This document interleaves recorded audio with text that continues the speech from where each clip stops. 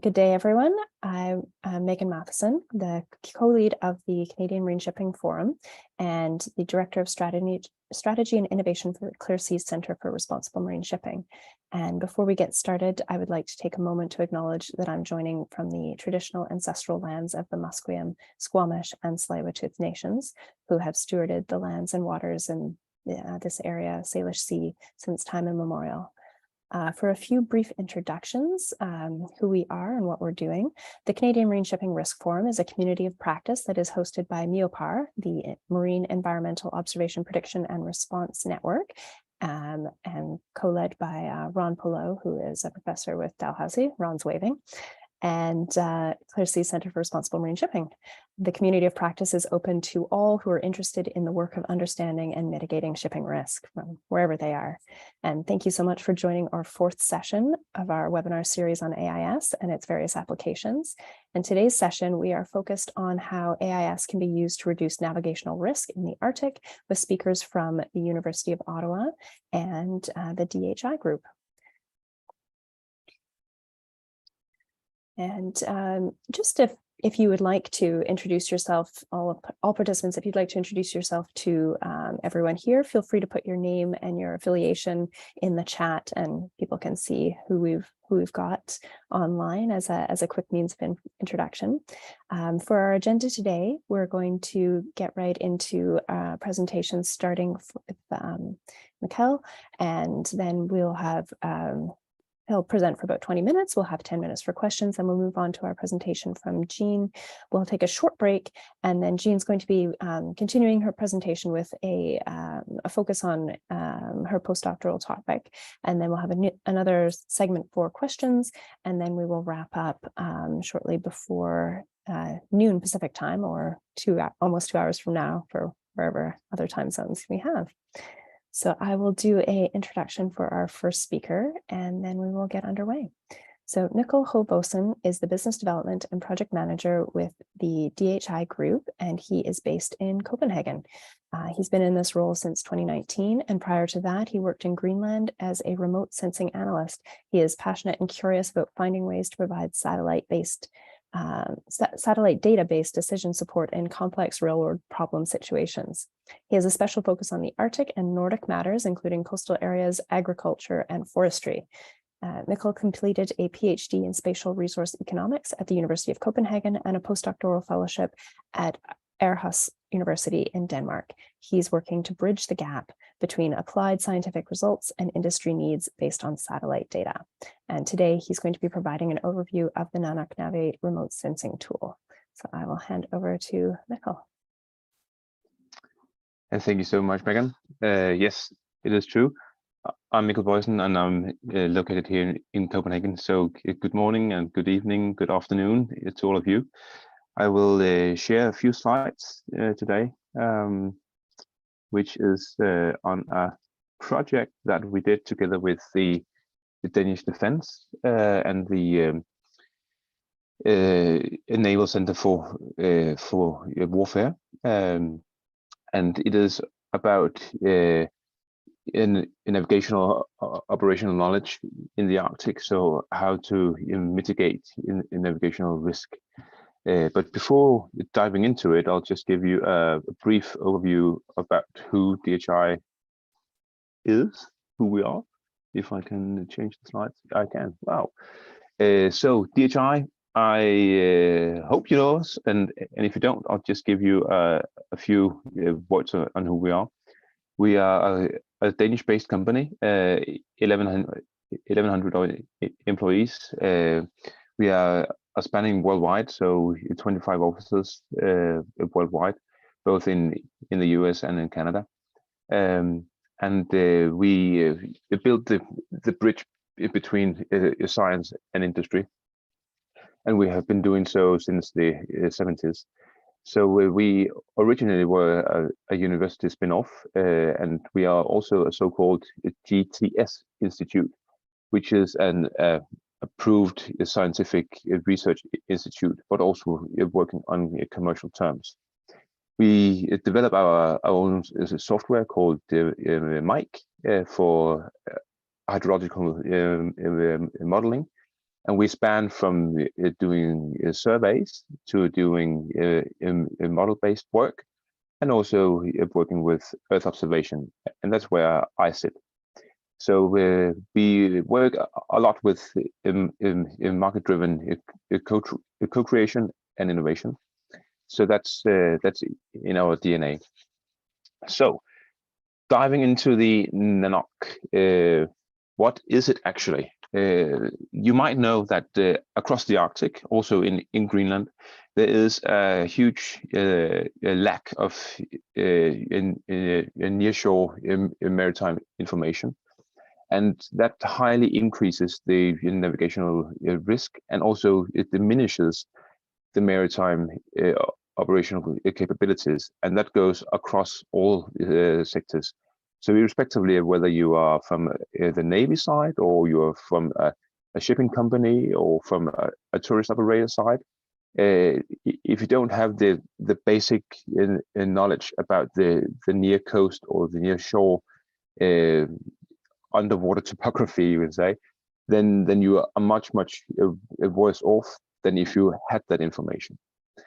And just as an example, I can say that in Greenland, the nautical charts, they leave an enormous unfilled gap. In many places in the eastern part of Greenland, they may be off by as much as 5 kilometers, whereas in Western Greenland, where we have a lot of information, they are only off with up to 1,000 meters. And of course, you can see that leaves us with an enormous problem. And of course, you can ask, is that only a Greenlandic problem? No, that actually goes across the Arctic. And that's also why we can say, well, whether you are from Canada, whether you are from Alaska, whether you are from northern Norway, or from Greenland, you are facing many of the same issues, that you have huge areas, you have scarce infrastructure, you have little information, and you also, when you are in need, you don't have immediate access. So you are on your own, and you need to be able to cope with the environmental the environment that you are in. So if you look at what this product actually does, it provides a satellite-based onboard screening regarding navigational hazards, and that means we are targeting submerged reefs from 0 meters depth down to 9 meters depth, and we take the intertidal zone also and the coastlines. So of course this is very basic information. But all the decisions that come after the basic steps are either enabled or disabled if you have the information or you don't. So if you look at the image down to the right here, you can see that's a nautical chart just outside Nuuk, and the coastline in the official paper charts is only off by 200 meters. And of course, you can say, that's a lot. It is a lot. And it is in a random direction. So there's no systematic shift in it. And if you, for some reason, should navigate to one of the 2 orange dots, you would say you wouldn't know a priori, since it's unsurveyed areas, and there are a lot of these, you wouldn't know how to approach them from the north or south or east or the west. And if we then say, okay, if we then start by fixing the coastlines, then we have that in place, and we can then also put the reef zone and the intertidal zone, so marked in red and in green. Then we can all of a sudden see that the orange dot to the right, we should approach that from the north or the east. Sorry, the west. Sorry. And of course, that's basic information. But you can also say, if you don't have that and you don't know when to be alert, then you it might bump into something that you shouldn't. And we have then also, since it's a joint research project with the Danish Navy, We have then also targeted there in onboard in navigational systems called ECPINs, where we have produced these AMLs, so additional military layers, so they can actually work with the information on board and say they can add extra information if that is needed and other things.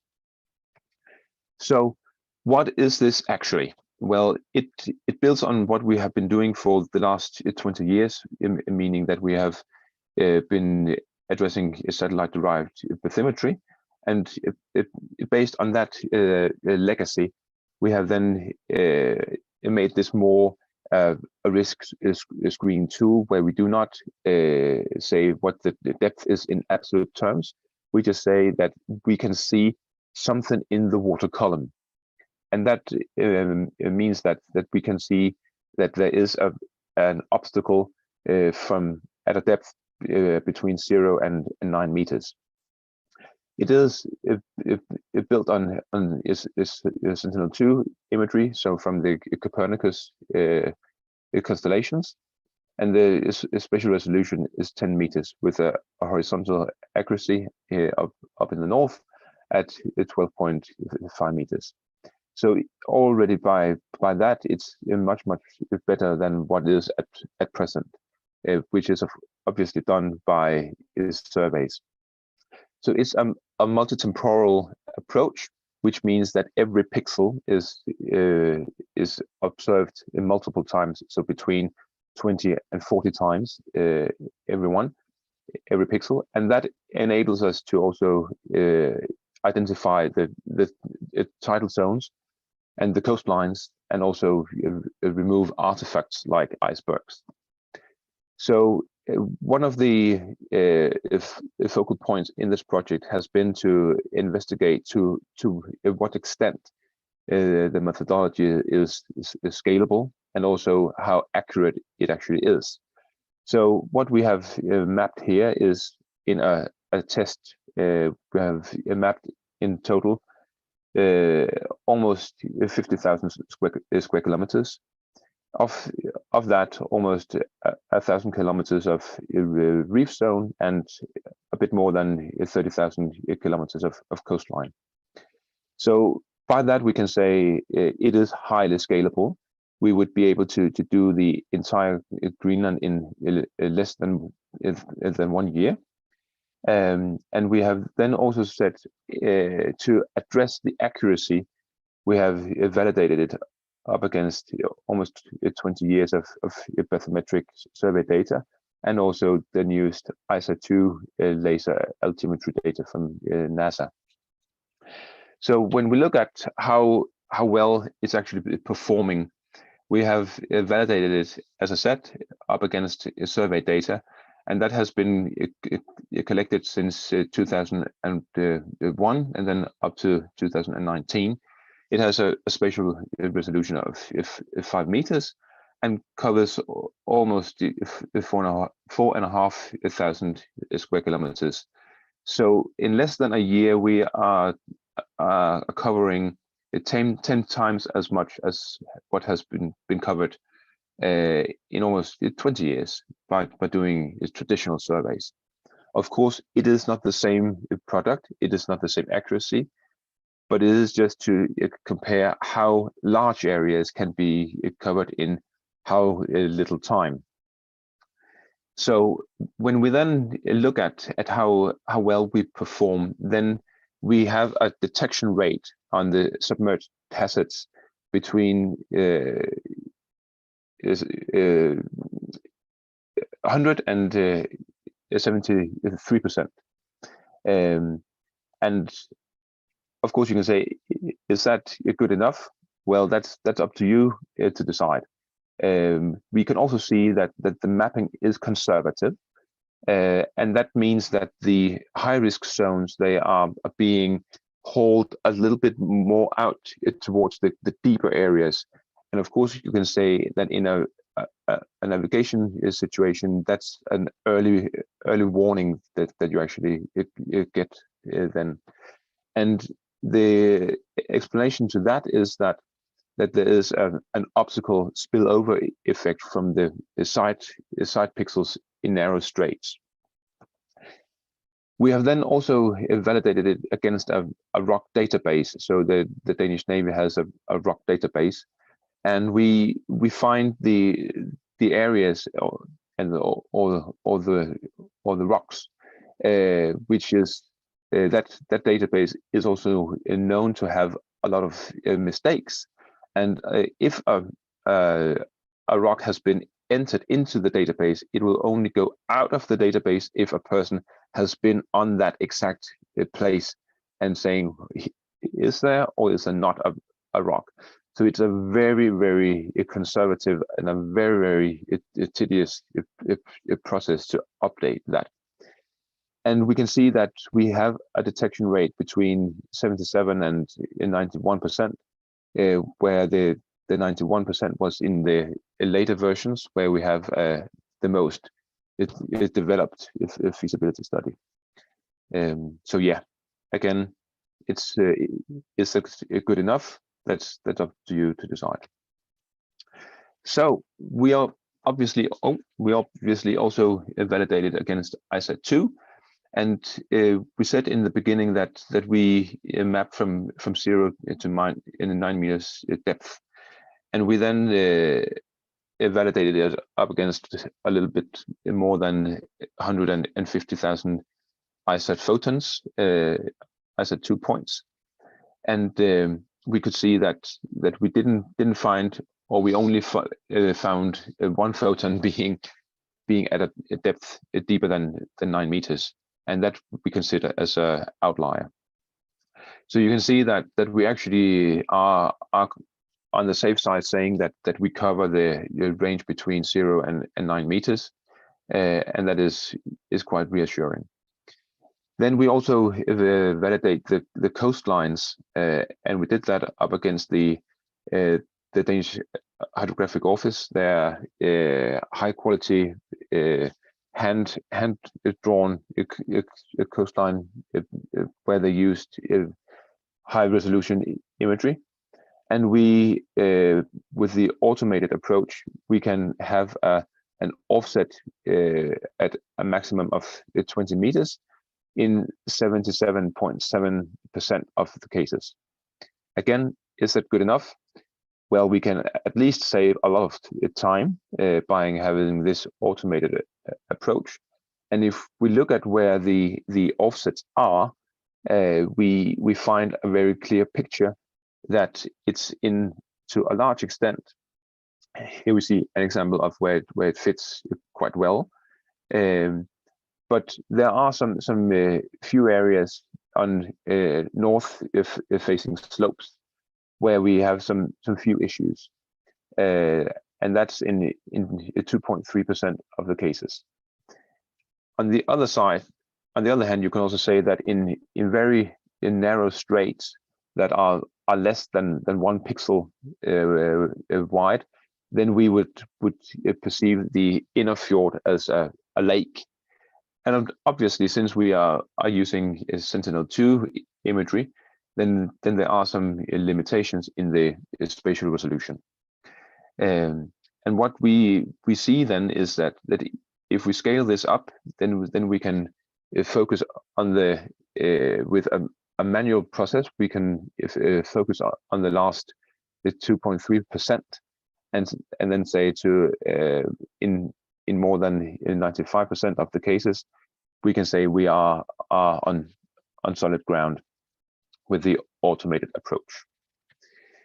On the other hand, you can say in a manual mapping approach that has been done by the hydrographic survey, is that the human eye also misses out a few entities and few smaller islands, and by the automated approach you get everything done. So that's also a thing where you can say there's also an advantage in having the automated approach, since you know that you have then covered everything systematically. Right. I'll just share a few slides on SDB, so satellite-derived bathymetry, which is also a thing that we are doing at DHI and have been doing for the last 20 years. And that is the background where we come from, enabling us to do the NOC project. So the key points here, I have some automated shifting on, that was not the intention.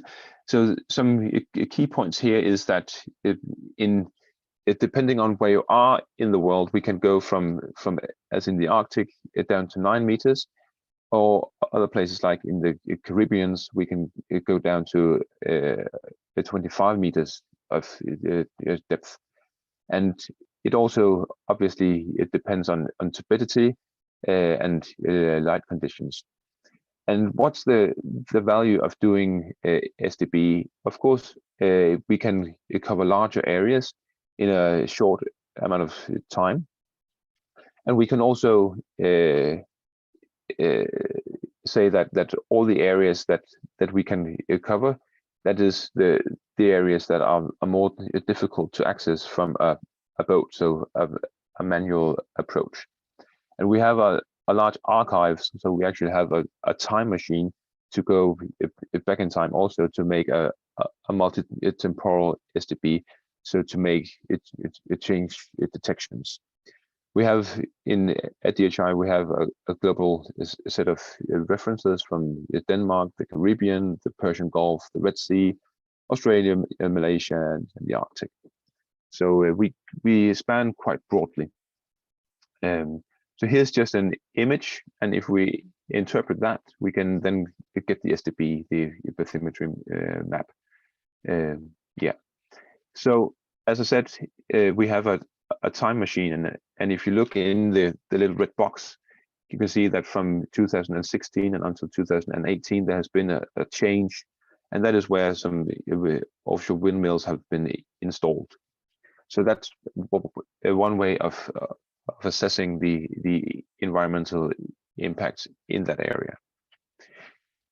And as I also said, that if you have a little piece of survey data, but you would like to broaden that out, then the survey data can serve as a validation data or a calibration data for the SDB. We have actually been mapping the entire coastal waters or nearshore coastal waters of Denmark. So the best available data until now has been a 50-meter model filled with flaws and errors, but that's what it is. And what we then have done is to say, all right, but how about if we take a 10-meter model that we can do with the SDB, and then merge that together with the 50-meter model?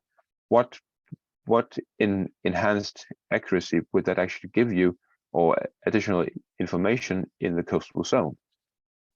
So that's what we did, and we validated and calibrated it up against ISA2 again, seeing where the issues arise, and also to calibrate the modeling. So I don't know if you're all familiar with ISA2 laser altimetry, but of course it is a photon cloud that is able to penetrate the water column, and approximately down to a depth of 20 meters under optimal conditions. So the issue is then to separate which photons are a water column, which is a water surface, and what is seabed. And that's what we then do, and have been building some quite robust tools around that. Yeah, and again, we validate that up against the SDBs. And if we then merge the 10-meter and the 50-meter products, then we get a much more detailed information on the coastal zone, and we can also detect where the more coarser model has issues. If you want to access the bathymetry, then we have actually made a little a little shop, which we call the bathymetrics.shop, where you can draw your little AOI, and then you can send a request, and we send you a quote. So all in all, we can both do SDB in absolute terms, and we can also make a wider screening, a large scale. And the ultimate ambition with the wider screening from the NANOC is to go pan-Arctic. So I hope you will support us in that, because we will certainly like to collaborate on that. So thank you very much, or should I say merci. Thank you. Thanks very much, Nicholas. So now if anybody has any questions that you'd like to ask about the NANOC Navi tool, or the technology behind this, or how you apply photons to understand depth in the ocean, anything at all, please feel free to raise your hand or put your question into the chat, and I'd be happy to facilitate questions.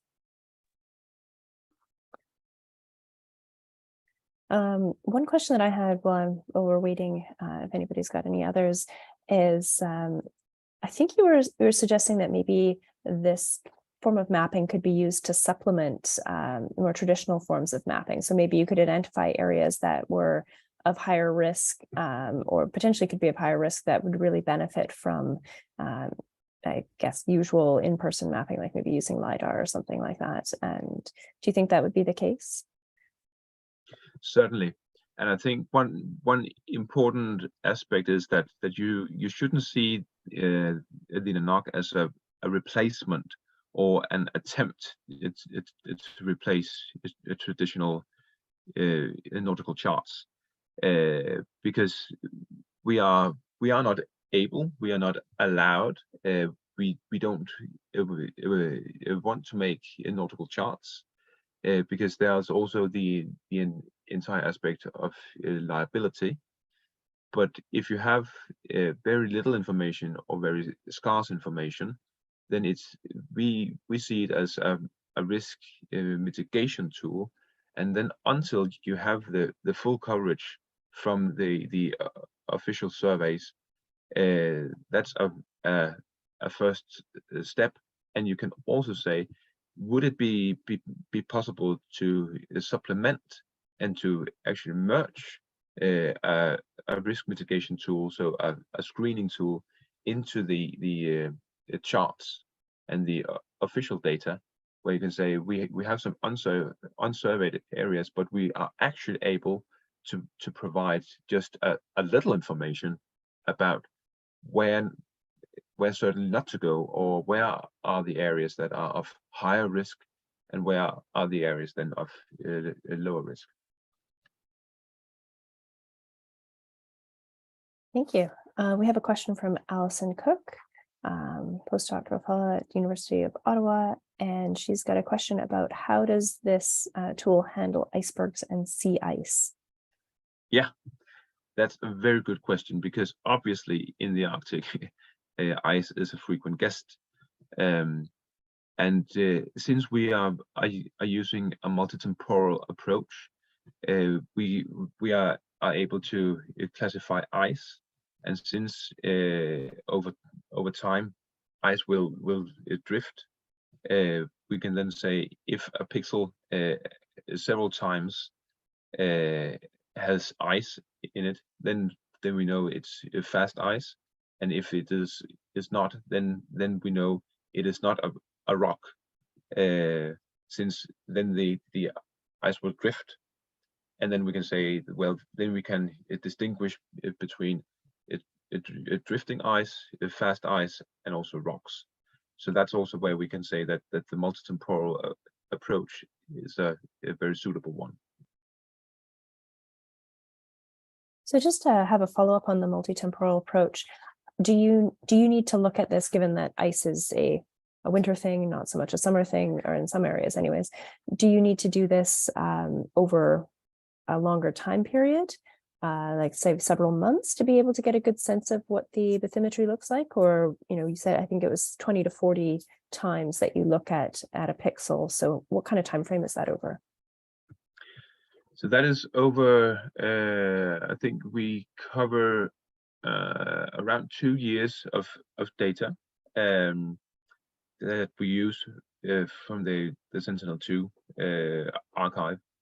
And of course, since it's optical data, we also need to select the dates where we have light and where we do not have any clouds, obviously. And since both these conditions are present every now and then, especially from the autumn and then onwards up until spring, then what we look at is the summer months. But of course you can say, well, since we only are, or what we target is the submerged hazards, then we need to filter out the other things like the ice.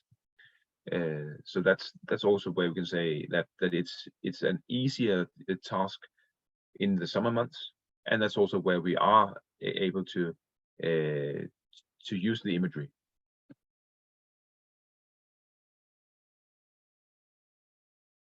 And so do you find that there's usually enough uncloudy and lit days for in the 2-year span to be able to do the 20 to 40 times viewing of an area? Yeah, that's the finding. Of course you can say how much information do we need in order to cover the entire tidal range. And we have actually, since there's very little tidal information, so tidal gags, we haven't been able to validate it up against that. What we then do is that we use the ISAT, since we are able to very accurately determine height of the sea from that.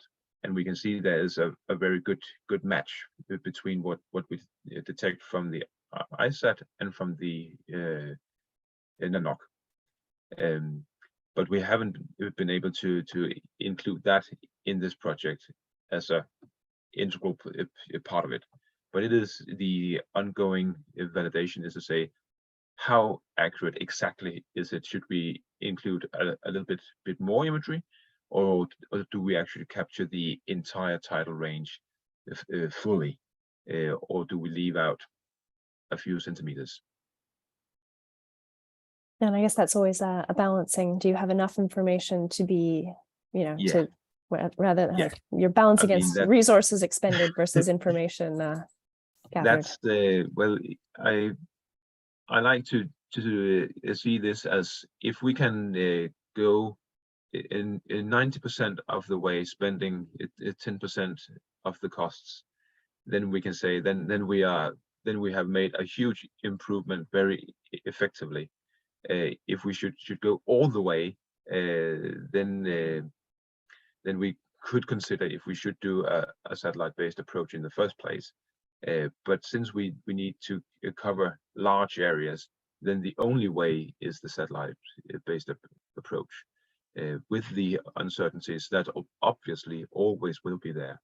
So we can of course validate and calibrate a lot, and of course we can always improve. But I think what is also important just to underline here, in this project, there was a limitation to how it developed. We could make the product, since it is a research project if funded by the Danish Defense, then we could only go up to what is termed technology readiness level 6, which is a feasibility study. So that's also why we say, well, then the journey it doesn't stop here. We would very much like to engage with other authorities and other countries to take this even further. And we have actually started that process, since we can also see that there's very little survey data in the very shallow areas. But in the local communities, both in in the Greenland and in Canada and elsewhere, there's an immense knowledge base on how to navigate these coastal regions. And would it be possible to use that huge knowledge base to validate the satellite-based maps that we produce? That's the next question we are asking, or one of them. And we actually even have a project on that. So if you're interested in it, please email me. I'll be very glad to have that conversation. And I wonder actually whether Allison and Jean and maybe others from your team would be able to speak on that point, because I know you've done work with communities and understanding how to incorporate the traditional knowledge into mapping efforts. So that might be a follow-up conversation to have. Because yeah, that was something that occurred to me as well, is would there be a way to support communities building a better picture of their environments by having this bathymetry data? So. I think one of the aspects that's quite interesting, both from an academic point of view, but also has an immediate practical application, is since the climate changes are occurring 3 times the speed in the Arctic as elsewhere, we can also see that the dynamics, they are much more obvious and have a huge impact. And for that, the multitemporal approach is extremely suitable to also discover changes. So to both to document them, but also to say how to then operate in a changing environment. That's where I can see that this can at least be a part of the equation.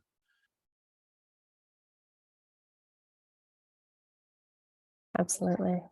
Are there any other questions for Nicole Wright at this time? Any other thoughts or suggestions for people who would be interested in helping to expand this or validate it further or apply it to any areas? Do we have anybody from Canadian Hydrogeographical Survey on the line at all? I don't know if we do.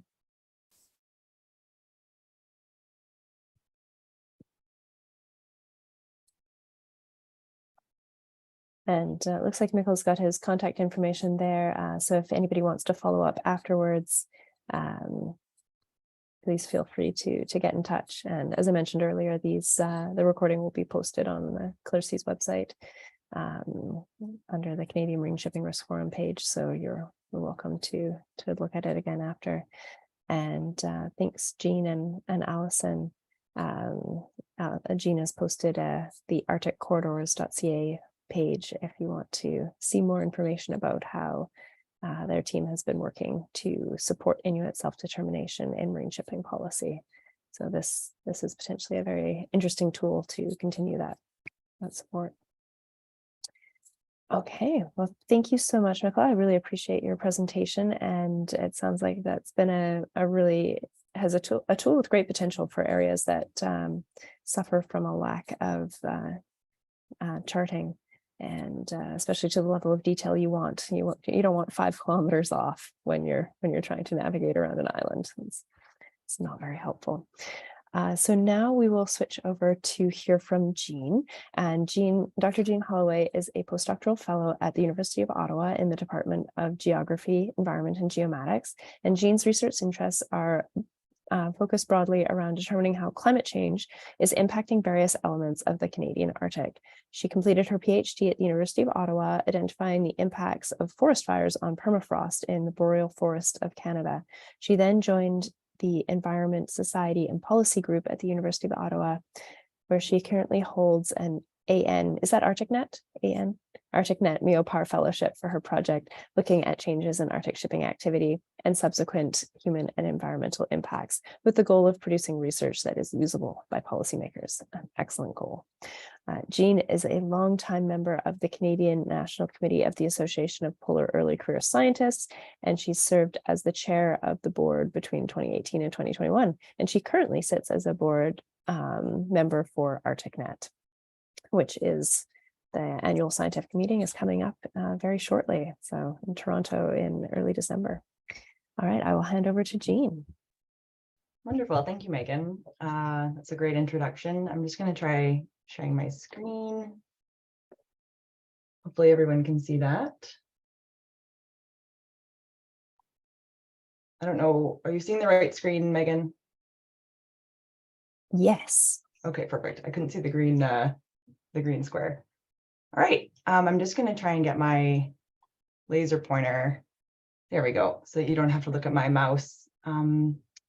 Great. So as Megan mentioned, I'm a postdoc at U of O, and I work with Jackie Dawson in the Environment, Society, and Policy group. And today I'm going to talk about two projects that I've been working on for the past couple of years. And sorry, are you seeing the full screen, Megan, or are you seeing just the small square? I can see your full screen. The title is Combining Marine Traffic Data and Ice Conditions. I couldn't see the green, which screen was sharing. So anyways, sorry about that, everybody. Yeah, so I'm going to talk about two different projects that I've been working on at the ESPG over the past couple of years. And the first is looking at how marine traffic data can be used, combining it with sea ice conditions, and how that can be used to understand navigational risks for vessels that are operating in the Canadian Arctic, and how that's been changing over the past several decades as the climate have been changing and the environment in the Arctic has been changing rapidly. And this analysis was completed mostly by Alison Cook, who is online as you've seen. And so I'll be presenting the results. And if you have questions about the methodology, I'm hoping that Alison will also be willing to chime in if there's anything that I can't answer. And so we've been doing this work in partnership with Transport Canada. And if you're interested in the full reports, they're available online at the link, the web link there shown on the screen. And I wanted to point out also that this talk was advertised as a talk that would be about how we're using AIS data, but unfortunately, we're still processing that data set. There were some delays in acquiring the AIS data. So most of what I'm going to be talking about today is other marine traffic data that we've acquired and collated. And this is a case study for what can be done with AIS data once we have that data. We'll be completing the analysis again in the same way using AIS data. So just wanted to make note of that. And at the end of the talk, I think I'll have time. I've included a few slides about what the team has been doing with AIS data, but it's not really related to risk as much, but it'll just be an example of what's possible. So the Arctic is experiencing rapid changes in climate and weather patterns, as we know, with as climate change is happening and warming, and in the Arctic, it's warming at 3 times the global rate, as we just heard from Mikkel. And precipitation is also increasing. There's more rain falling than snow than in the past, with significant precipitation extremes and other extreme events and things like that. So what's happening is this climatic change is causing a dramatic reduction in sea ice extent and thickness throughout the Arctic, not just the Canadian Arctic, but the Arctic in general. And in general, there's more open water days. The ice pack is melting earlier in the season and freezing up later. And then the Canadian Arctic specifically, there's also been a dramatic reduction, but it varies by region. You can see this map here. And in areas like Baffin Bay and Hudson Bay on the bottom here, the decrease has been about 10% per decade since the 1960s. You can see that that decrease here.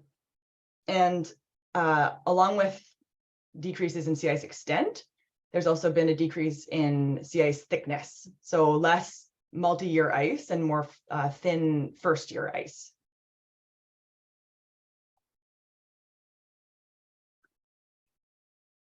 So the younger, thinner ice pack, though, means that it's actually highly mobile. And then there's also a great deal of variability from year to year. So it's more unpredictable than in the past, with more variability, more swings in changing conditions. So I've included this example on the right from a paper from 2018 that shows ice export through Nares Strait into Baffin Bay. And historically, ice arches in Nares Strait would form from January until about June or July, and that has limited ice export in this area, so down through here. But what's happening is that due to those declining sea ice conditions, that Arctic ice pack is in general becoming weaker. And what's happened is those ice arches aren't forming every year. So this figure actually tracks ice movement in the sort of winter season of 2016 and 17. And the orange and red colors are multi-year ice. So you can see as the season progresses, that ice moves down into Baffin Bay. And actually in June here, you can see multi-year ice on the coast of Newfoundland, which is extremely atypical in June. So what I wanted to show is that although there's less sea ice overall, there's still obviously a significant amount of ice present, and this mobile and unpredictable nature can be hazardous. And it is expected that as ice decreases across the Arctic, there still will be ice present in the northern Canadian Arctic archipelago into the future in what's called the last ice area, which is up in this area. So as long as there's still ice present in this area, it will be transported, advected into the Canadian Arctic archipelago, just like is happening in that figure on the right. So over the same time period, as the sea ice is declining, there's been a rapid increase in ship traffic in the Canadian Arctic. And so this is work that we've done showing shipping trends between 1990 and 2019. And so there's a stable period, you can see in these figures on the right, stable period between 1990 and about 2005, after which traffic shoots up dramatically. And this is particularly apparent for vessels with little to no ice strengthening, which is shown on the bottom here. So these sort of peachy colors here and this white color for no ice strengthening at all. You can see that increases more dramatically after 2005. And that's important because these non-ice strengthened vessels, things like pleasure crafts, so sailboats and yachts and passenger vessels and fishing vessels, when they encounter sea ice, which they will, as we heard in the previous presentation, ice is a frequent visitor in the Arctic. I love that. So when they encounter ice and they don't have ice strengthening, that can lead to incidents, accidents, things like that. And so there are several examples in the past few years of pleasure craft sinking in the Arctic. This one is from, I think, 2018. And that's really troublesome. As we know, there's really limited search and rescue capabilities in the Canadian Arctic. There's limited infrastructure. So these are really important challenges that need addressing. So I'm just going to give a few more results about how shipping is changing. So we did an analysis, and overall, there were a total of just over 1,200 unique vessels, which reported their positions in the Canadian Arctic between 1990 and 2019. And out of those vessels, 22%, about 20% reported no ice strengthening at all. So you can see that over here.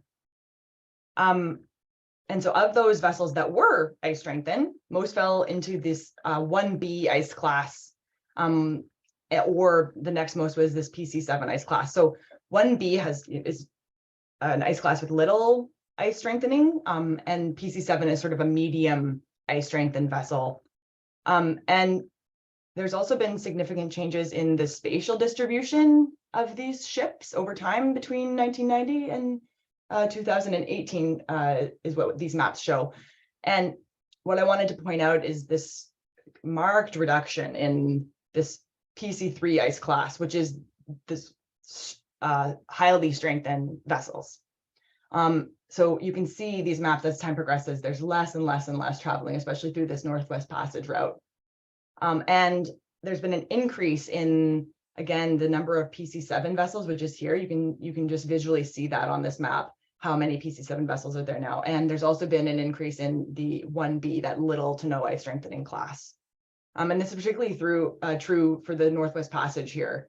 And as we saw, as I showed before, there's still sea ice present in that area, a lot of sea ice present. So that's really interesting that there's vessels traveling there with little to no ice strengthening.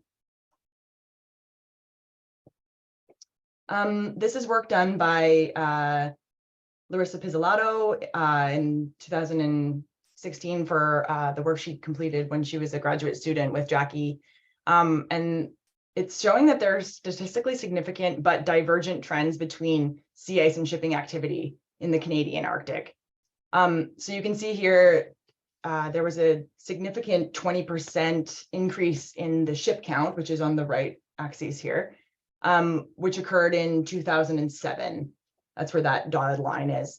And but the detrended correlation between shipping activity and sea ice is low. So it remains unclear actually whether or not sea ice is actually driving shipping trends in the region, or if other influences like tourism trends and commodity prices and natural resource development in the area are actually more influential. And this is a big question that we've been thinking about for the past couple of years. And we've actually done more work since Larissa was a student. And I'll present some of that at the end when I talk about AIS data. So this led us to the question, well, clearly sea ice conditions are changing, but it doesn't seem to be completely correlated with shipping activity, or at the time that's what we thought. And so we wanted to just want to know whether the level of risk is changing over time. And so this is a quote that says, "There's a bit of a misconception that climate changes means warming, less ice, and it's easier to navigate. In fact, it's making navigation a little riskier or more complex. For years, we could be certain that ice would be there or wouldn't be there. What we're seeing more recently is we don't know what kind of weather patterns and what kind of ice we're going to get." So there has not to date been any systematic study undertaken to evaluate navigational risks in the Canadian Arctic. And so we aim to address this by evaluating shipping activity between 1990 and 2019, and to detail what the navigational risks were and how they are changing, and by different vessel types and different ice strengths. So like I mentioned before, we didn't use AIS data for this, although we plan to, and it's totally possible and better.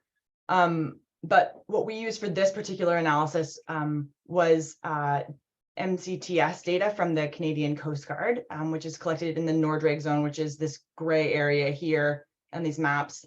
And so ships that are over 300 gross tons are required to provide their daily location and other information to the Canadian Coast Guard when they're traveling in this zone. So when they enter the Nord-Drake zone, when they exit, and if they encounter incidents and things like that. So in one particular year, ships may make several of these position reports. So that's what, when I say ship position report, that's what I'm referring to. So they can make several of these reports as they go along their journey. And what we then did is we used a least cost path model to form those position reports into the voyage that a particular vessel took. So again, within 1 year, one vessel can take many voyages. We also call them tracks. Depending on what report you read, you'll hear both. And then we also calculated the number of unique ships, or the number of times a unique ship or a particular vessel traveled in the Canadian Arctic in that year. So you might have one unique ship for a year that took 3 voyages that made 18 position reports. So those are the 3 ways that I'm going to present the data today, and that you'll typically see data presented. So operational risk depends on several factors. I'm sure all of you are familiar with this. I don't have to tell you, but the level of ice strengthening of the vessel, which is called the ice class, is obviously very important, as I mentioned. And we got that information from the position reports provided by the Canadian Coast Guard.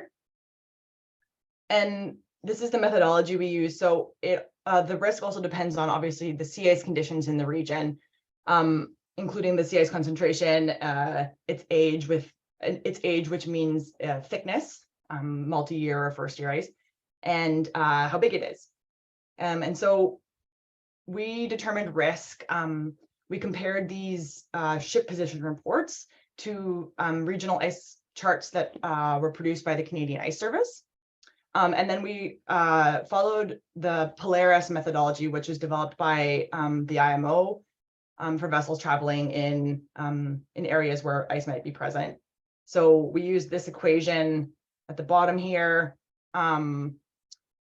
We used this equation to calculate the risk index outcome, or the RIO value. And so we multiplied the concentration of the sea ice by this risk index value.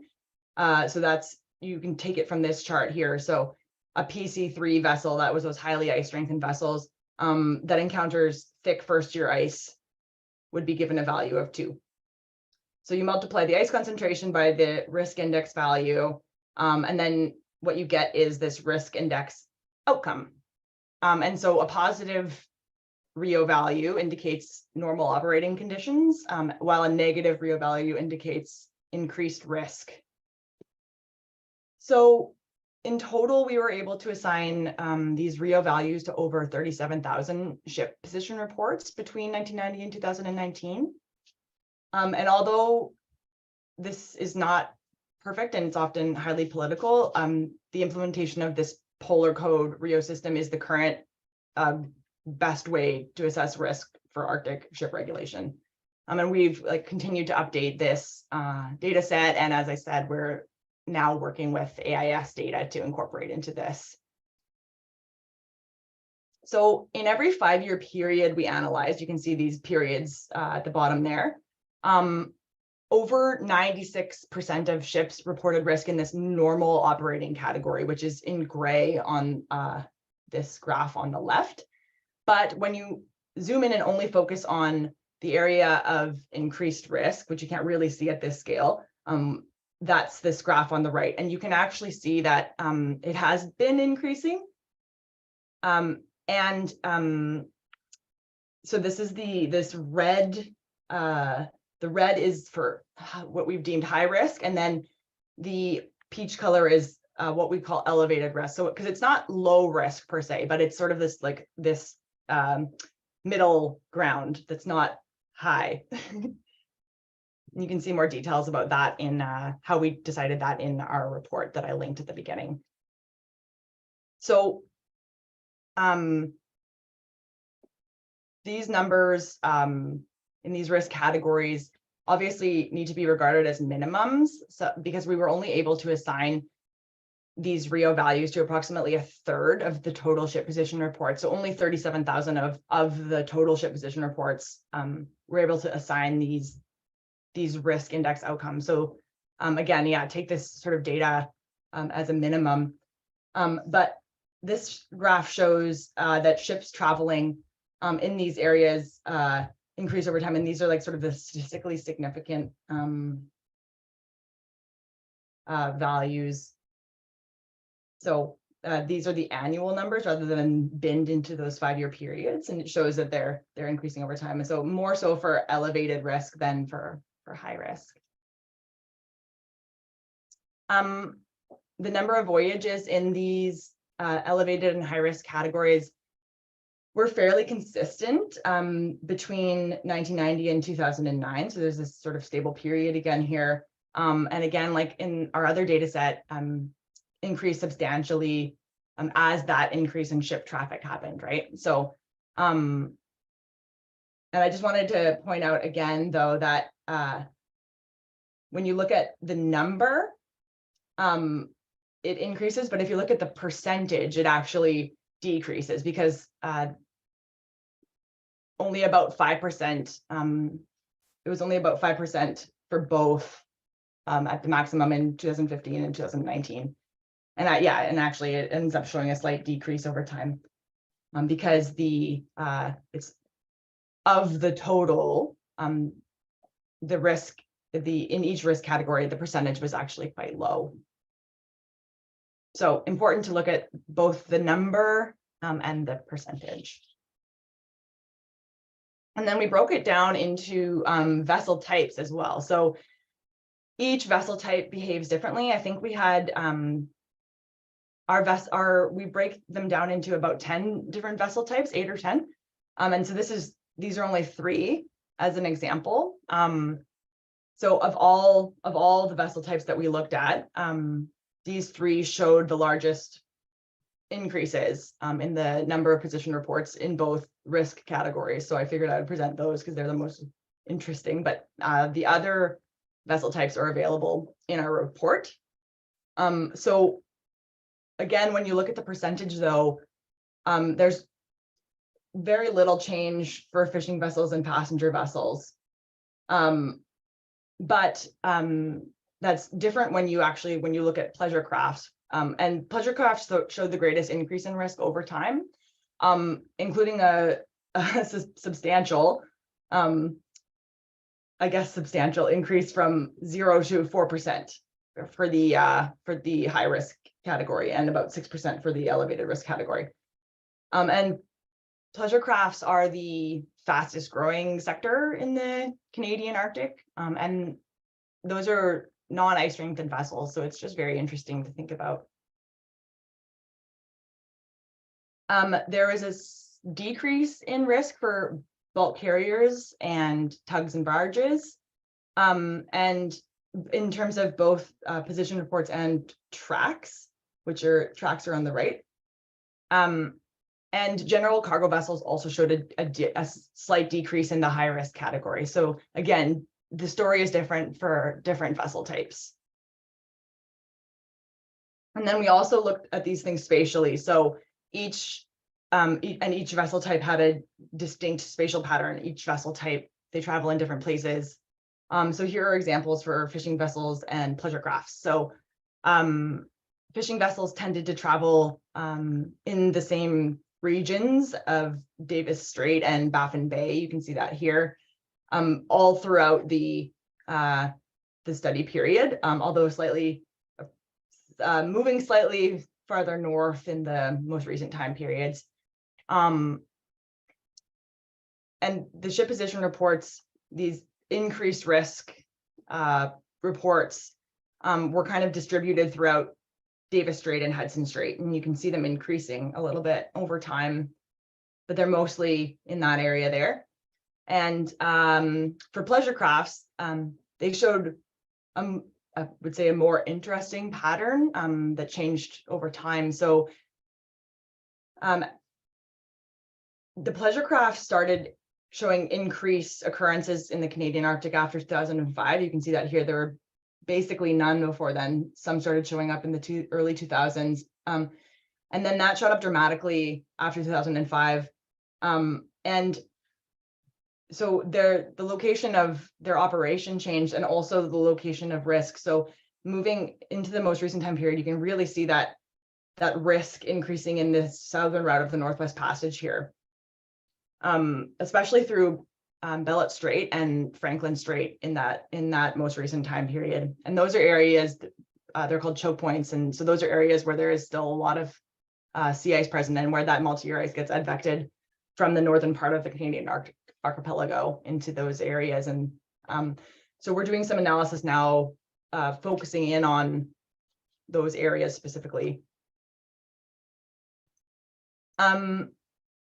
So to do that, to look at these particular areas, one way that we've done it is defining 25-kilometer grid cell clusters that contained 10 neighboring cells that had those positive Rio values, so those elevated risk areas. And we identified these sort of high risk areas or higher risk areas. There were 7 of them that fell into those categories. So we pulled out, I'll look at these 4, which were the largest areas. And so that was Franklin Strait, Barrow Strait, Lancaster Sound, and Frobisher Bay. And in these regions, there's been an increase in risk over time. Especially you can see here Franklin Strait and Lancaster Sound goes up quite a bit as well as Frobisher Bay. And for Barrow Strait, it's interesting. So the higher risk occurred sort of at the beginning of the time period and then dropped off. And that's related to bulk carriers, which were servicing the Polaris mine, and that closed in 2002. So you can see that just dropped off right there. So again, it's really important to look at these patterns and think about why these things are occurring, and the context in which the results are occurring. My mouse isn't working. There we go. And so I'm just going to summarize this quickly, and then if I have time, I'll talk a little bit more about AIS. But there's been an increase in ship activity overall between 1990 and 2019, and we know that trend is actually still increasing to present. With most ships operating under normal conditions, so that 96% operating under normal conditions. But vessels are regularly traveling in those elevated and high risk conditions throughout that time period. And the percentage of ships taking risk has been increasing, certain ships. But that varies between ship types. And so those pleasure crafts are they're experiencing the largest growth in risk conditions, with bulk carriers experiencing the greatest decrease. And zones of higher risk were Franklin Strait, Barrow Strait, Lancaster Sound, and Frobisher Bay. And our results show that these conditions of risk is increasing over time, but and we expect this to continue into the future as well, right? So as sea ice conditions continue to change, things continue to get more unpredictable, risk will also should also change and increase. And this is really important because, as I mentioned at the beginning, this area is underserviced. There's limited infrastructure and support services like search and rescue. And any risks that are occurring are compounded by these things as well. And so, yeah, we're still working on this. We still want to learn about how this combination of this increase in traffic, the mobility of sea ice, the increase in the number of non-ice strengthened vessels like those pleasure crafts, and that the fact that those vessels are taking more risks, how this is creating navigational challenges in the Canadian Arctic. And again, this is a case study. We are planning on applying AIS data to this. Allison's, I think, currently working on that.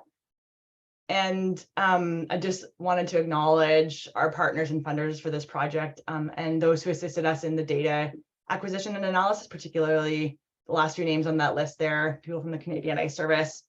And again, if you want more information on this, I can actually see there's a bunch of chat things, so I probably have some questions. But if you're interested in this, the report is available online on our website, or you can feel free to email me at the address there. So now I'm happy to answer questions, and hopefully Allison can help out as well.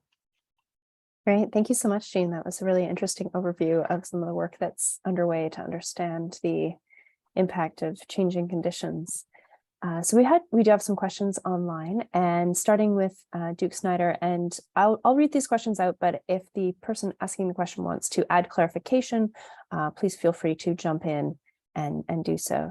So Duke Snyder points out that it should be that Polaris is not as accurate for ships that were not built to IACS polar classes, or are below the IACS polar classes are not ice strengthened. That's more of a comment than a question. Is there anything you'd like to respond, Jean? Yeah, I'll just say thank you, Duke, for pointing that out. Allison and Jackie are probably more well-informed about those kind of things than myself. So Allison, if you wanted to type anything into the chat in response to that, please go ahead. But I will jot that down so we can take that into consideration. Oh, I see Allison popped her video on. Go ahead, Allison. Hey. Hi, sorry, I can't see. Yeah, there we are.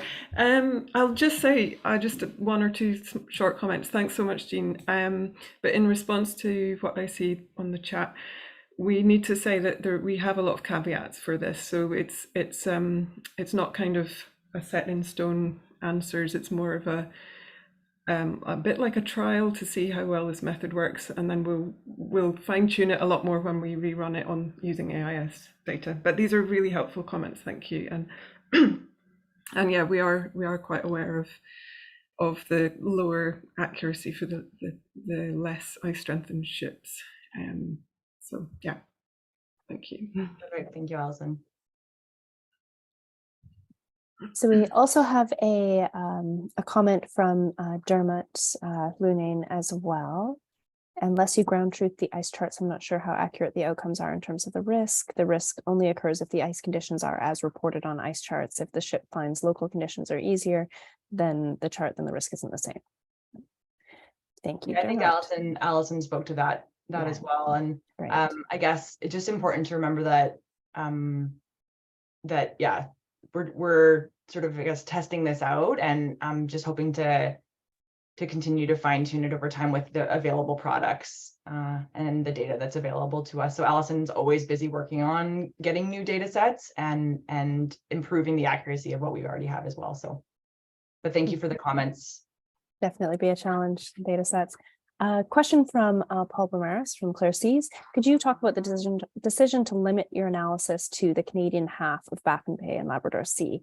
It seems like you might have missed some interesting pattern shifts, especially from fishing and bulk carriers. Yeah, definitely.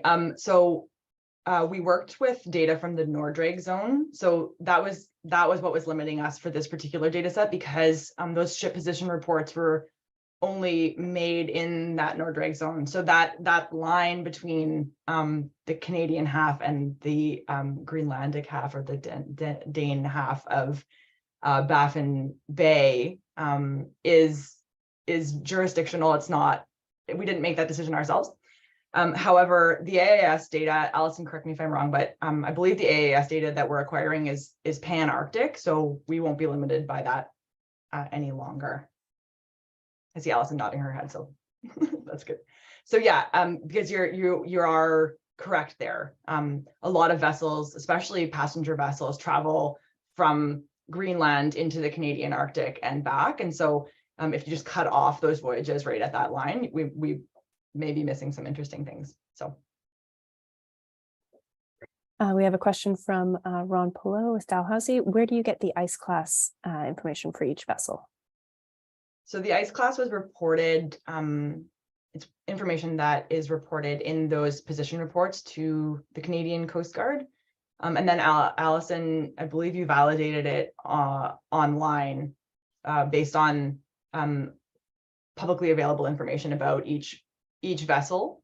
You can find the vessel ice class. So the data set was validated. Great. Waiting to see if there's any other questions, but a question from me. How do you see that the outcomes of your analysis here could be applied? Do you think that there could be targeted communication outreach to pleasure craft operators to help them be better prepared and reduce the risk that they present to communities by being, tootling around without consideration for the ice conditions? I think in general, the work we do at the ESPG that's our goal is it's sort of outward facing. Like, we hope to provide information that's useful for policymakers, but also for Inuit communities and other end users, such as vessel operators. And I think, I don't want to make it seem like pleasure craft operators aren't informed in any way. I feel like they're probably doing the best they can with information that they, like, you know, they're extremely knowledgeable and experienced. A lot of them may not have experience, and I'll talk about this in my next presentation, but a lot of them may not have experience traveling in the Canadian Arctic in particular, but they're not inexperienced. And so I think it's just, as you said, Megan, about getting the information to them. And so, as you know, as part of the work we do, we do really hope to reach out and connect with the end users in that way. So I don't know if that's if we're ready in this particular project to do that yet, but that's something that we should definitely think about. So maybe I'll bring that up with the team. Great, thanks, Jean. And I think that's probably a good point to transition to the next presentation. But first, let's just take a short break. If we can take 5 minutes, everybody have a stretch and get some water, and then we will start again and learn more about sources of data to help people make better decisions about navigating in the Arctic, which Jean will go through with us. So we'll be back here in 5 minutes. That's 23 minutes after the hour to continue. Thanks so much. Thanks, Megan.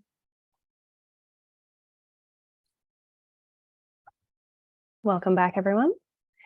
Before we get started with our next presentation, I wanted to quickly run a poll and just get your take on what topics might be of interest, and see if there is anything. And this is a 2-question poll. So the first question is about the different topics that we could talk about next year in future webinars. And then the second question is about whether longer, less frequent webinar sessions are preferred, or shorter, more frequent, or something else. So you should be able to select more than one answer. So feel free to select all that are interesting to you for topics.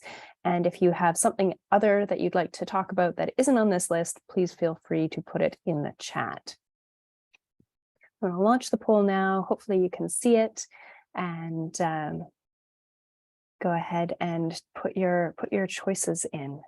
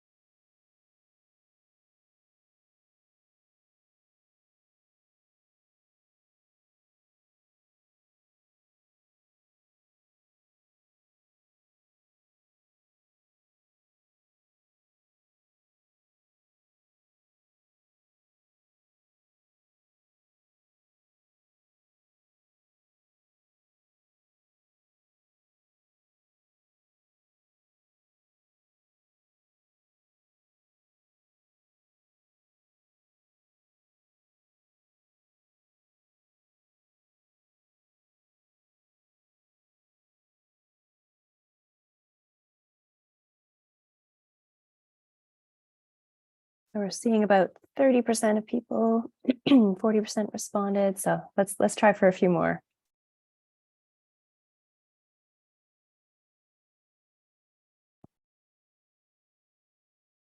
Give it a little bit longer for people to think about the options.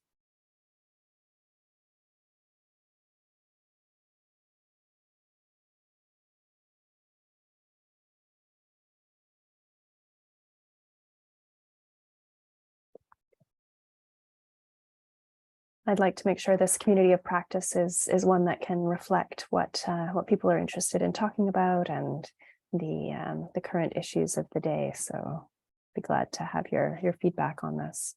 And if ideas occur to you later, please feel free at any time to contact me and let me know. My email address is on the Clear Seas website, and I'm always happy to have suggestions for what we could talk about for Canadian Marine Shipping Risk Forum events.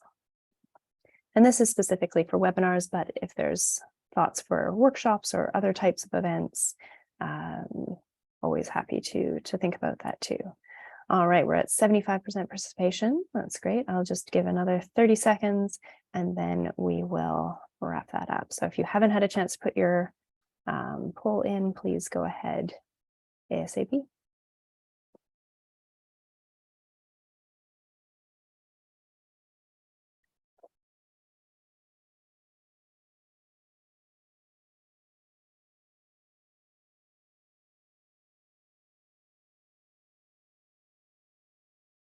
All right, thank you so much for everyone who participated.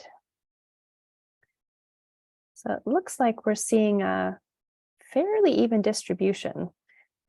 So maybe we'll have a wide variety of topics for next year. I hope people can see, you see the results there. We're having some interest in shipping impacts on the environment's impacts on shipping, more data sources, so getting beyond AIS, but also continuing to think about AIS, because there's certainly more than what we've been able to cover in this past year. Marine protected areas is getting a fair bit of traction, and then pretty much an even split between people who like longer sessions and people who like shorter sessions. So maybe I'll mix it up. We'll do both at some point. All right, thanks so much for your input. Much appreciated. And now I will pass over to Jean to continue on the conversation about how people are navigating in the Arctic and reducing the risk of doing so. Take it away. Awesome. Thank you, Megan. And have I shared this yet? No, I don't think so. You can see that? Okay, I see you nodding. Perfect. Okay, so more from me. The chat we were just having is literally a perfect segue into this next talk that I'm going to be giving. And it is not at all related to AIS, so I apologize for that. But Megan and I had been chatting over the summer, and this is work that I've been doing in partnership with Clear Seas, and it is related to risk and how to address risks for vessel operators in the Canadian Arctic. So we thought that it would be relevant to talk about today. So what Jackie and myself and others that are listed here, we've been working on this for the past couple of years. This has been part of my postdoctoral fellowship funded by ArcticNet and MEOPAR, as Megan answered. So as Megan introduced me earlier, and so just wanted to say thank you to MEOPAR, especially who I know is co-organizing this webinar. And you know, that funding is greatly appreciated and has allowed me to conduct this research. So what I'm going to do is give a brief overview of the data that I've collected on what weather, water, ice, and climate, or WIC, short form, what WIC information vessel operators need for safe navigation in the Canadian Arctic, and how we can inform those, what those navigational decisions are, and reduce risk.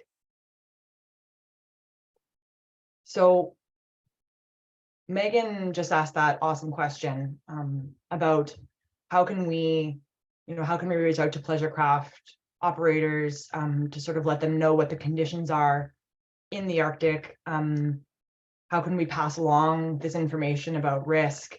And so that's hugely important, and that is really what I was thinking about, and that led to this work that I've been doing.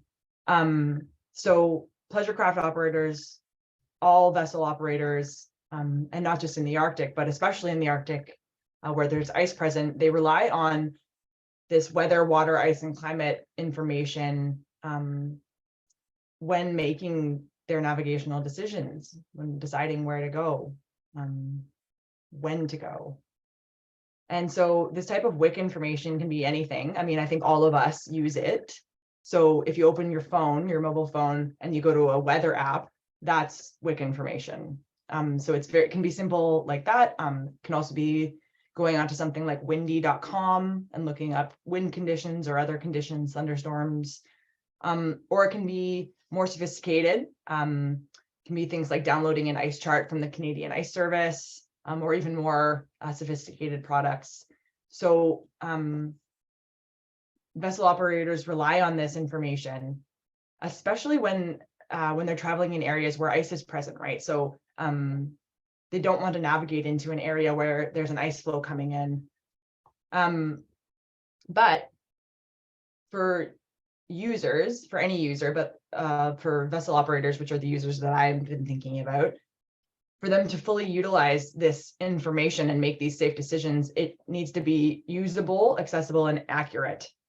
So when I say usable, what I'm talking about is if the service provider, the provider of this WIC information, if they provide the data in a format that's extremely technical or that ship operators aren't really familiar with, then it becomes useless for the user. And for accessibility, an example is so if ship operators cannot download a data set because the providers provide it in a format that requires a ton of bandwidth or something like that, then the ship operators can't access it. So again, it becomes useless. It doesn't matter how good your data set is. If people can't access it, then it's useless. And when thinking about accuracy, operators rely on information that's in the correct spatial and temporal scale that they need it. So if you're accessing an ice chart and you've downloaded it, but it's a week old, it's now inaccurate. If those ice conditions have changed within that time, it's now inaccurate and it's not useful for navigation. So those are the three things that I'll be looking at.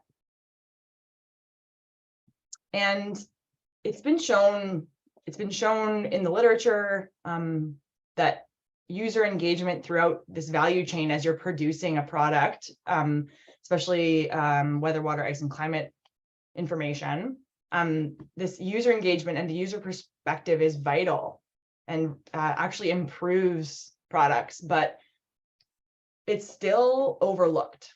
And so it creates this gap called this usability gap between what scientists or producers of this information decide is useful information, and then what the users actually need, or what they find useful and what they need for their decision making. And then service providers, service providers also may run into issues with uptake of new products and technology if like I mentioned, if they're different than what users are familiar with, or if they're more technical.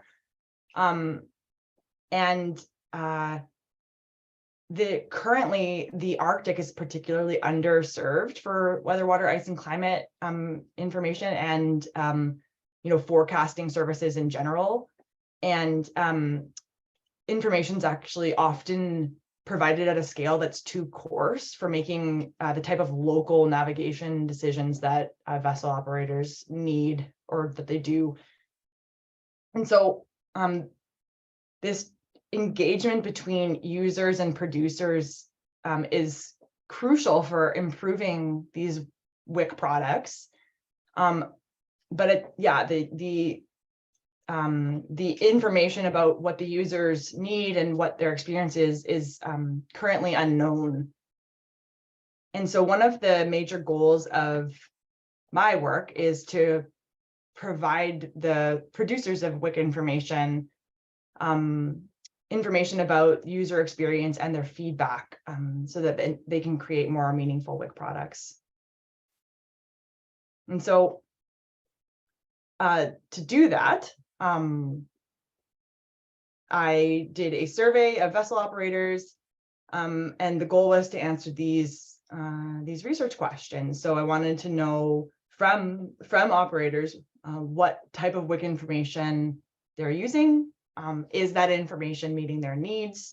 So is it usable, accessible, and accurate? How and where WIC services can be improved in the Canadian Arctic for safer navigation? And were there differences between vessel types? So a particular interest was pleasure craft, as I mentioned in my previous talk, because it's the fastest growing sector and because they're taking more risks, as we know, and but also because there's limited information globally about what type of WIC services these operators are accessing. So when we were talking about Megan's question previously, we don't know what information those pleasure craft operators are currently using to make decisions about when to go to the Canadian Arctic and where to go and those navigation decisions throughout their voyages. So we need to know what services they are accessing so that we can provide them we know we can ensure that they have the information that they need. But right now we don't even know what services they're accessing. So that was the goal of my project. And one of the particular goals was to reach out to these pleasure craft operators. And then we wanted to compare those pleasure crafts with other vessel types to see if there were any differences. So as I said, I conducted a survey using Qualtrics online software, and I targeted vessel operators with experience in the Canadian Arctic, and so people on board who would have experience using WIC information for making safe navigation decisions. And I tried my best to contact a variety of vessel types. So I was able to get responses from, I got 56 responses in total, and I was able to get responses from all targeted vessel types except fishing vessels. So no fishing vessel operators responded to the survey, unfortunately. And I got a high response rate from pleasure craft operators. So I was really pleased with that. And the majority of the survey participants were ship captains, and they had a range of experience from less than 1 year traveling in the Canadian Arctic to more than 30 years. But notably, when looking just at pleasure craft operators, they were the least experienced overall, and the majority of them actually had less than 1 year of experience operating in the Canadian Arctic. So that wasn't a goal of this particular survey, but it is an interesting finding. So the results show that actually most of the survey participants said that their needs were being met frequently. So that's here. But when asked, they said that their voyages could benefit, well, 63% of them said that their voyages could benefit from additional WIC services. So pretty happy, but things could be a little bit better. So what I also asked each survey respondent to rank WIC factors by importance for making safe navigation decisions. So this chart shows how many times each of those particular factors was put in a position. So these warm colors are when that factor was put in the most important positions, and then the blue colors are for least important. So for example, this bar on the right shows when the factors were put in like the #1 most important position. And consistently participants ranked sea ice concentration as the most important WIC factor. And that was followed by wind direction, wind speed, sea ice drift, and sea ice age and thickness. And then other important factors were horizontal visibility, atmospheric pressure, ocean currents, wave direction, and wave height. They were ranked fairly high. And the least important factors were salinity, vessel icing, and other. So in the other category, participants were able to sort of input their own factors that I didn't list. And so some of the examples that were input for other, not some of the examples, the factors that were input for other were water depth, the size and type of the sea ice, not just the concentration or the thickness, and tidal currents. And actually water depth and the size of the ice float were ranked in the top 5. So you can see that just this darkest blue here at the top. So those were valued as important for only a couple of participants. So I then, based on those rankings, each participant was asked a series of follow-up questions about the factors that they put in the #1 and #2 most important positions. And those follow-up questions included some questions about what temporal and spatial scale they need information on for those particular factors. And for the temporal scale, participants consistently said that they needed information on relatively short time scales. So 1 day or 3 to 5 days, or in real time. And this real-time information especially was particularly true for sea ice concentration. You can see that in gray here. And for spatial resolution, it was not as consistent. It seems that information is needed at a range of scales, so from less than 1 kilometer to more than 25 kilometers for certain factors.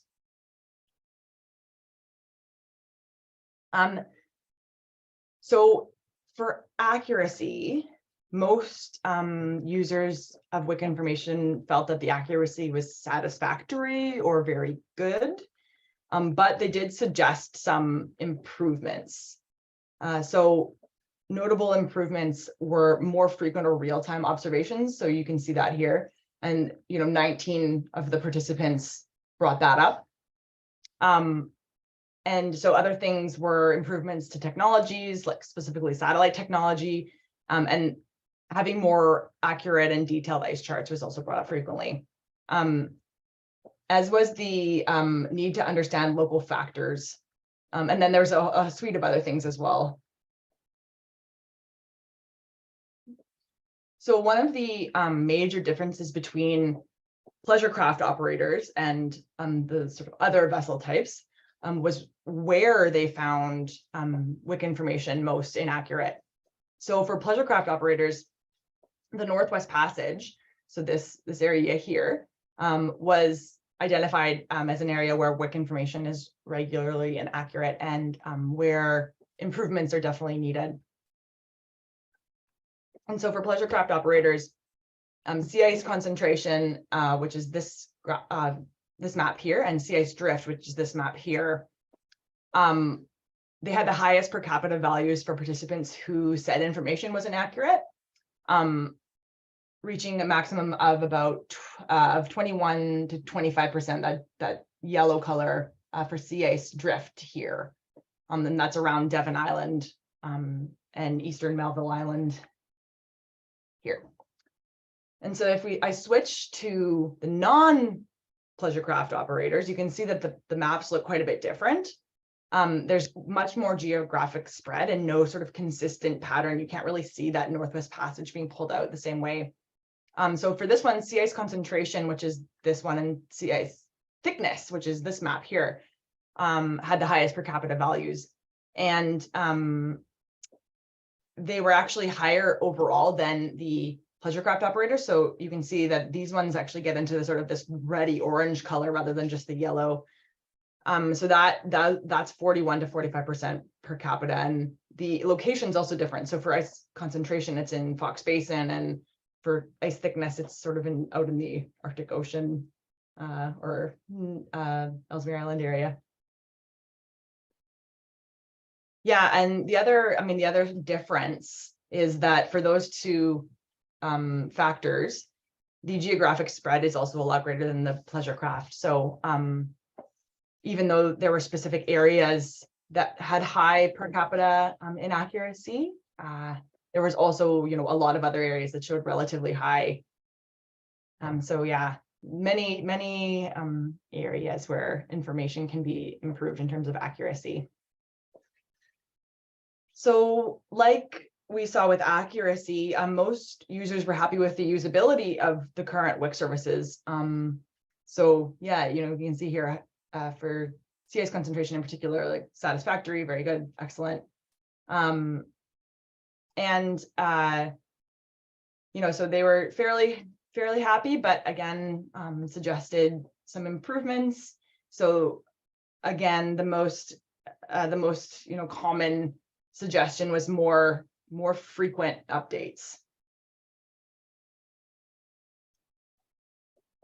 In terms of accessibility, for all those top factors that the participants ranked, the majority of the participants said that they had issues with internet connectivity when accessing WIC information. And this ties into accessibility because, as I mentioned earlier, if users aren't able to download or retrieve information about those important WIC factors, it doesn't matter how great the product is or how accurate it is. If the ship operators can't access it. They simply can't use it. And then they can't use it to make those informed, safe navigation decisions. So I went a little bit further, and I asked the participants to show on the map where they experienced those major issues with internet connectivity. And you can see again, for the top factors, the Northwest Passage was pulled out as a place where participants encountered issues with internet connectivity. I mean, that's not a secret. I think most people know that there's issues with internet connectivity throughout the Canadian Arctic, and the Northwest Passage area is underserviced. So again, that sort of just supports what we already know about that.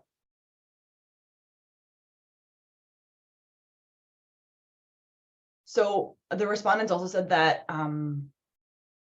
faster connectivity speed would improve accessibility, as well as having information available via other methods for those without internet. So that's actually quite important, because several of the pleasure craft operators said that they didn't have internet access at all on their vessel. So things like sending information in text format with no non-essential graphics, having simple files, so small sizes or text only, and then other things like using satellite phone or radio. So the participants were able to make some suggestions like that I've incorporated into the results. More reliable and better satellite coverage was also mentioned quite a bit, as well as improving signal strength, and providing lower cost options, things like that, among again, a suite of other things. And I'll just summarize and then move on to questions. So I wanted to emphasize that overall users seemed satisfied with the current WIC services. So we went into this project, I went into it thinking that there was all these problems, and all of the operators were going to be completely irate about the products and things like that. And so that was sort of my bias going in.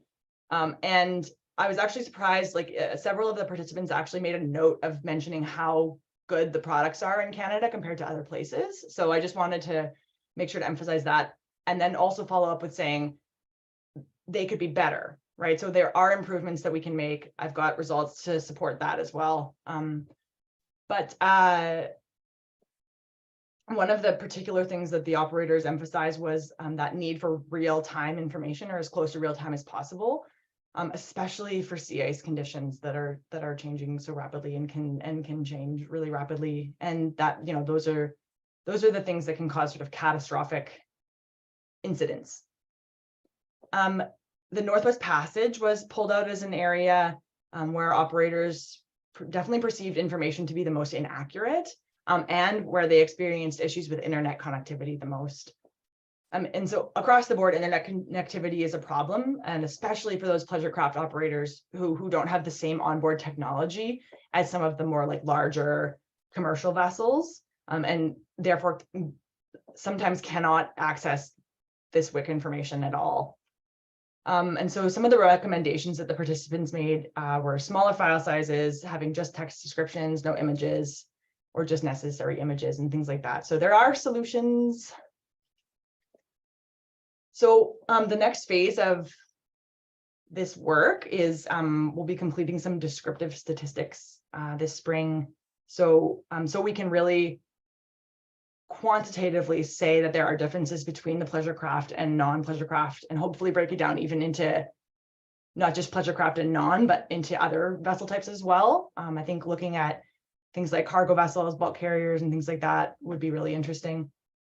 And I mean, the ultimate goal of my project, as we were talking about earlier, is providing this information back to the service providers, so that they can incorporate these results into improving their products.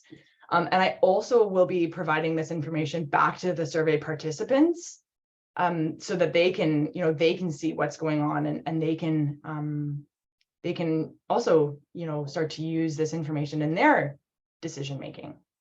And so if you are interested so I'll be developing these sort of 2-page summaries tailored to specific service providers on specific factors. If you're interested in this, feel free to reach out if you're a service provider or if you're just interested in it, period. And I'm happy to provide that information. And I'll also be writing at least 1, maybe 2 manuscripts next year. So those will be, available online. I do my best to publish open access, so you can keep an eye out for those as well. And again, I'd just like to acknowledge the funders and partners on this project, including ClearSeas and Neopar, and just a really big thank you to all of the survey participants, because obviously this wouldn't be possible without them. And I'm just sort of the curator of this information. This is information and expertise that belongs to those vessel operators. And if you're interested, you can always check out the ESPG website or email me. So yes, I'm happy to take questions now. Thank you so much, Jean. That was a great overview of the work that you've been doing on this topic. And I will also note that ClearSeas will soon be publishing a research spotlight on this project. So stay tuned for that. We'll have that up on our website to give an overview of the work that Jean has done. We have a couple of questions in the chat from Duke Snyder. And again, if you'd like to ask questions directly, feel free to raise your hand. But Duke has asked, have you reached out to the International Ice Charting Working Group? This group has an ongoing process of outreach and studies examining what mariners need and want, and connectivity and other elements in getting the needed information on board the ship. Thank you for your question, Duke. I haven't reached out to them, although that was brought to my attention, I believe, actually, when I presented this work in the summer, and I had totally forgotten about it until I'm just reading your question now. So yes, that is something that I definitely should do and will make a note to do, because I like to collaborate as much as possible and not reinvent the wheel. I know I'm not the only one thinking about these things. So definitely happy to have that comment, and I'll make a note of that. Thank you. Second question from Duke is, how much of the pleasure craft operator responses are based on ignorance, simply not knowing where to get some of this info? Did you ask if they had any knowledge gaps in terms of where to get information? That is a really, really great question. And obviously that is something to think about. I don't know if I asked specifically that question in the survey, although we could look at the data and control for the number of years experience and see how that changes some of the responses. So that's one of when we're doing that descriptive statistic analysis, that's one of the plans for that, is to sort of control for those types of variables and see how it changes the response. I'd love to do some follow-up work just on pleasure craft operators, and I have a decent now database of contact information. So I'm hoping if we get funding to do those types of things, I could do some follow-up research on that, and maybe even some interviews and more in-depth interviews, because we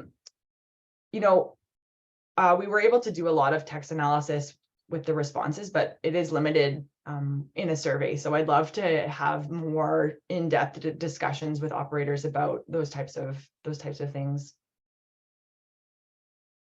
Yeah, hopefully that can happen, because it seems like there's more to dig into in that particular sector of operators. Mikkel has asked, would it be beneficial to conduct a similar survey in Greenland? And are there any other, just on the topic, are there any other places doing this work that you know of, Jean? Yes. So yes, indeed. And actually, two of my collaborators when I listed my collaborators on that first slide, there are people doing the exact same thing in the European Arctic and focusing on Greenland. So Jelmer Uring and Michael Lemmers, they work on a project called Saline Seas, and I'll pop a link to that in the chat when I am not talking. And so they did a survey of operators who work in the European Arctic and Greenland, and they also didn't sort of just cut it off at Greenland. if people were traveling into the Canadian Arctic as well, they reach out to them. So they're the ones sort of focusing on that side of things, but they are on our team as well and providing their feedback on our work. And we just had a meeting this summer, a team meeting, going over the results and brainstorming how to interpret them and future things. And one of our plans next year is to actually compare the results from their survey with the results from my survey and sort of do sort of a case study analysis of sort of what we're seeing. So that's in the works. Excellent, thank you. Ron Pillow is asking, are you considering also surveying northern coastal communities about the same things? Although their needs and data access are different than vessels, they might have similar concerns about access to some similar information. Great question. And also extremely important when you're thinking about user needs. And so we are involved in a project led by Gita Lubicic, who is absolutely answering that question. So to not overlap, I did not survey community members or sort of the more local, like, so I didn't reach out to people who would be conducting sort of local fishing activities, for example. But Gita and her team, Natalie Carter, they're based out of McMaster, and they've done excellent work on Inuit community WIC user needs. And I'm actually next week I'll be attending a workshop in Paris, Ontario. They're bringing down their community partners from Nunavut, and we're going to sort of have a collaborative workshop on going through the results of their survey. So if you're interested in that, look for Gita Lubicic. I believe they just released a report on their findings, so that information is also definitely being looked at. Wonderful, thank you so much.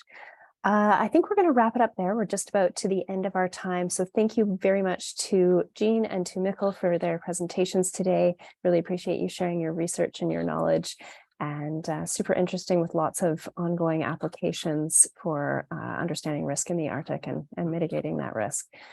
Thank you to everyone who's on the line for participating today and asking some excellent questions. Really appreciate your involvement, and I'm going to be taking away the poll results and thinking about what we could talk about next year for a webinar series.